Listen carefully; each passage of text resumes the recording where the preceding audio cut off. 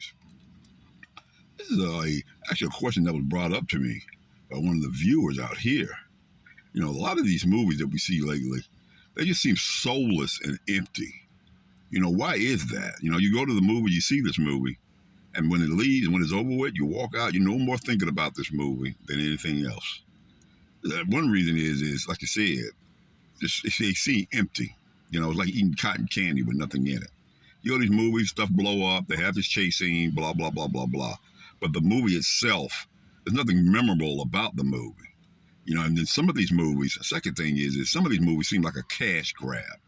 You know, these movies were just made to just make money, and that's it. There's no really purpose to these movies. They're not trying to say anything. It's just another sequel, you know, or another IP, I Dream of Jeannie, you know, or that's another reason why to me it doesn't seem like it works. Like I said, there's nothing about these movies that's going to be classic. You know, you're going to go on AMC 15, 20 years from now. What are you going to see on there? Freaky Friday or John Wick? There's nothing on here like Citizen Kane, or the Maltese Falcon, or Wizard of Oz. You know, you see these movies, you walk out the theater, you've forgotten about them by the time your key hits the ignition.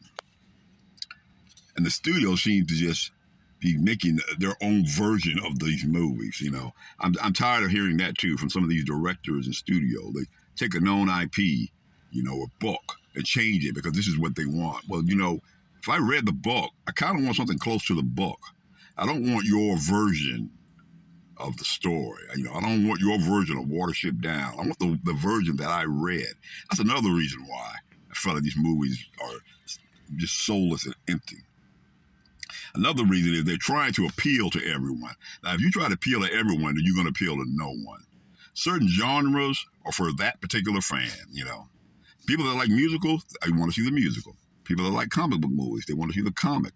You know, you can't try to do this broad wiping of the screen, you know, and think you're going to get everybody because you're going to offend half the people in the theater and the other half not even going to know anything about this.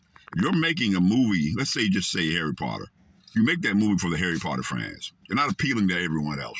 You're just making it for the Harry Potter fans. And that would solve a lot of these problems. This is KDS Reviews. And KDS Reviews is seen every Wednesday and every Sunday. And throughout the week, we make comments about the state of Hollywood. If you like this type of content, then like, subscribe, and share. There's some comments down below here. What do you think would make these movies more filling to me or to you? This is KDS Reviews, and I'll see you in the next video.